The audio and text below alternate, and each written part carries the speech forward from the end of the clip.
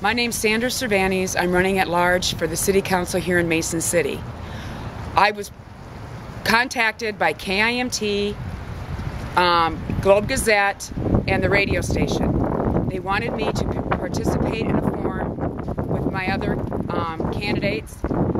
After reading what they wanted me to do as far as it being private and what the questions being asked only through email and Facebook, I personally feel that that is cutting out the majority of people in Mason City.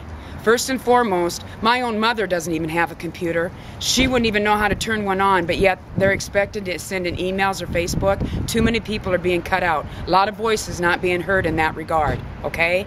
The other thing is, why does it have to be private? I don't understand here. I'm standing here in front of the Mason City Public Library. Twice a month we have city council meetings here. A lot of people can sit in there. It's set up for TV. I am not comfortable with it. I would be more than happy to participate in the forum if it was held in a public place.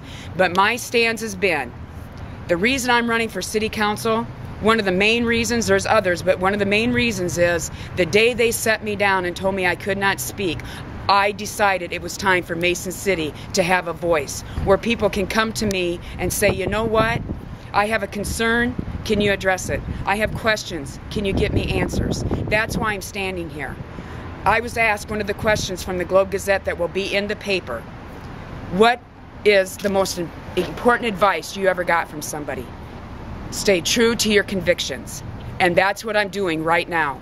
I am taking and stepping out of the box, so to speak, and saying, you know what? I believe in this. I'm going to stand for it. Everybody in Mason City has a right to be heard. And that's why I'm standing here today. Thank you.